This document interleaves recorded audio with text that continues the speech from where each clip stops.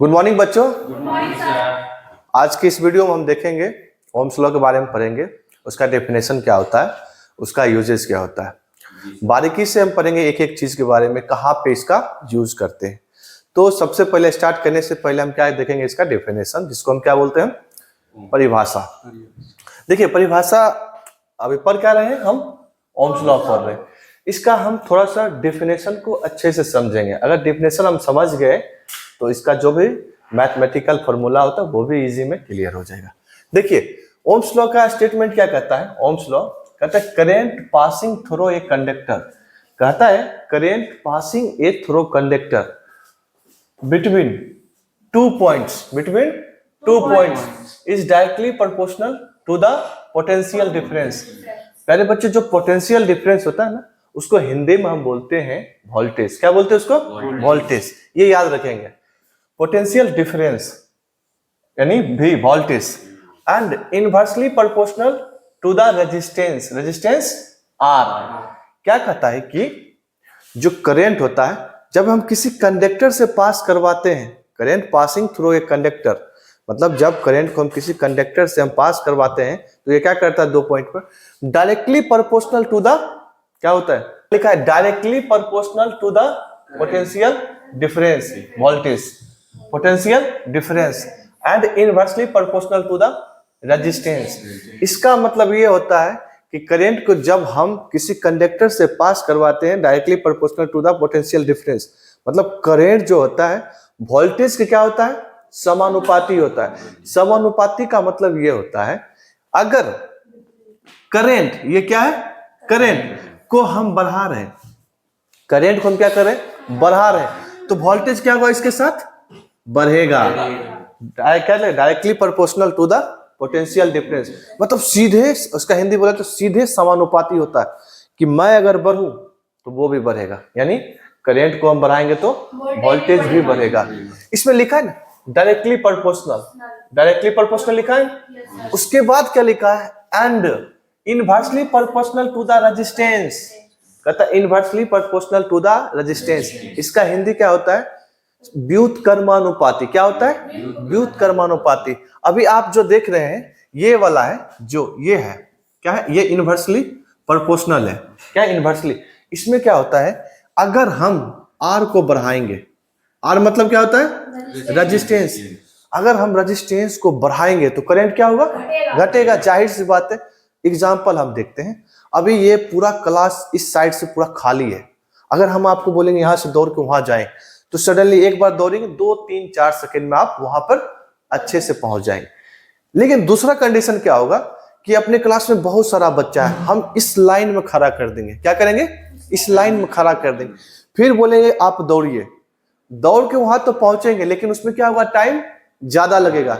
इसी प्रकार ये भी कर रहा है, रेजिस्टेंस का भी काम यही होता है, करंट को पास होने तो देता है लेकिन बहुत कॉम्प्लिकेटेड कर देता है। ठीक है, तो वही बात लिखा है कि inversely proportional to the resistance. एक बात और, ओम्स लॉ कहां काम करता है पता है, जब आपका एंड, क्या लिखा है, and physical condition like temperature remain constant. Ohm's law वहां काम करता है जहां पर जो टेम्परेचर होता है वो क्या होता है, नियतांक होता है, कांस्टेंट होता है, ना बदल सकता है ना घट सकता है। एक बात और बताते, टेम्परेचर से क्या प्रभाव पड़ता है। मान लेते इस कंडक्टर का रेजिस्टेंस अगर हम चेक करेंगे तो 10 ओम है, अभी नॉर्मल कंडीशन है 10 ओम है। अगर इसी को हम गर्म कर देंगे, क्या करेंगे, गर्म करेंगे, गर्म जो ही करेंगे तो रेजिस्टेंस क्या होगा, बढ़ जाएगा। रेजिस्टेंस क्या होगा, बढ़ जाएगा। जब ही रेजिस्टेंस बढ़ेगा तो करंट क्या होगा, ऑटोमेटिक, जाहिर सी बात है, रेजिस्टेंस बढ़ाएंगे तो करंट क्या होगा, घटेगा। अब इसका हम थोड़ा सा फॉर्मूला के बारे में पढ़ लेते हैं, इसका फॉर्मूला क्या होता है, मैथमेटिकल फॉर्मूला के बारे में जान लेते हैं। इसका फॉर्मूला हम आप यहाँ पर देख सकते हैं, क्या लिखा है, V बराबर आई आर। V बराबर क्या लिखा है, आई, इसमें I है और R है और यहाँ पे क्या है, V। I मतलब करंट, क्या होता है, करंट, और R क्या होता है, रेजिस्टेंस, और V क्या होता है, वोल्टेज। एक चीज बताइए, ये इसका बेसिक फॉर्मूला है, इस फॉर्मूला के सहायता से हम क्या करेंगे, यहां से हम भी निकाल सकते हैं। कभी ऐसा कंडीशन आएगा कि हमको करंट निकालने की जरूरत पड़ेगा, कभी रेजिस्टेंस निकालने की जरूरत पड़ेगा। तो इसके लिए हमने एक ट्रायंगल बनाया। इसके लिए हमने क्या बताया, ट्रायंगल। ट्रायंगल इसलिए बनाया कि ताकि आपको याद रहे। इसमें क्या होगा, जो ऊपर है, जैसे ऊपर है, अगर पूछ दे कि आपको भी का फॉर्मूला निकालिए वोल्टेज का, तो क्या करेंगे, नीचे है आई इंटू आर है ना। उसके बाद अगर पूछ दिया जाए आपसे कि आई निकालिए, क्या निकालना है, आई। आई मतलब क्या होता है, करंट होता है। तो इसमें क्या करेंगे, भी ऊपर है तो भी ऊपर, आर नीचे है तो आर नीचे।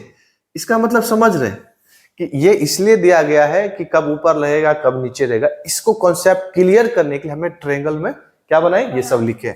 उसके बाद भी हो गया, आई भी हो गया। अब निकालें किसका, आर का निकालते हैं। तो आर का फॉर्मूला क्या हो जाएगा, फिर से भी अपॉन आई हो जाएगा। तो हमने तीनों फॉर्मूला निकाल दिया। अब हम इसमें क्या करते हैं कि एक हम क्वेश्चन देख लेते हैं। क्या करेंगे, क्वेश्चन देख लेते हैं। तीनों सम एक एक क्वेश्चन देख लेते हैं। मान लेते हैं कोई सर्किट है, मान लेते हैं कोई सर्किट दिया गया है, उसमें जो है आर जो है 10 ओम दिया गया है। आर कितना है, 10 ओम है। और भी मान लेते हैं 12 वोल्ट है। कितना है, 12 वोल्ट।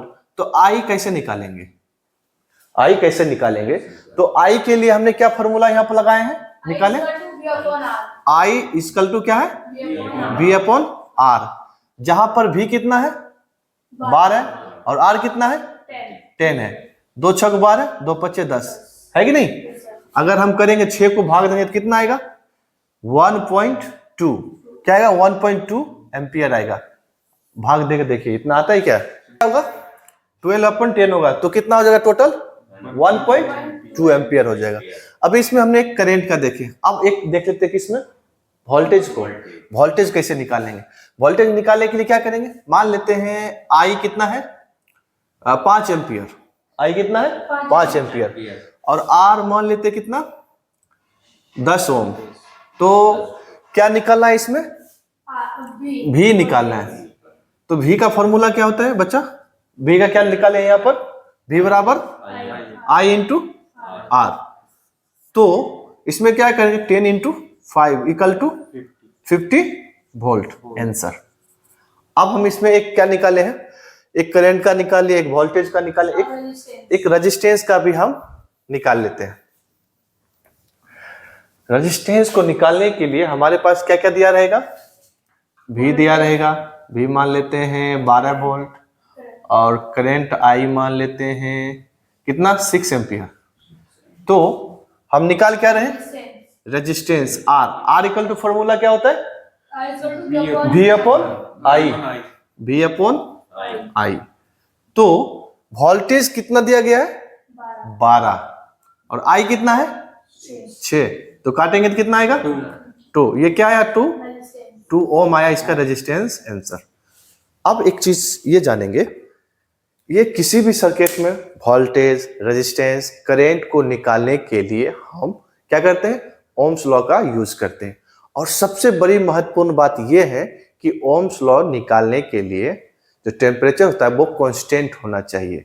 अगर हम किसी चीज का यहाँ पर निकाल रहे हैं, इसका वोल्टेज, करंट, कुछ भी, यहाँ का टेम्परेचर, अब कहीं वैसा जगह पे गए जहाँ पर बहुत ज्यादा गर्मी है, हीट है, ये इसका मतलब हीट बढ़ गया, तो वहां पर ओम्स लॉ काम नहीं करेगा, फिर वहां का वैल्यू अलग हो जाएगा।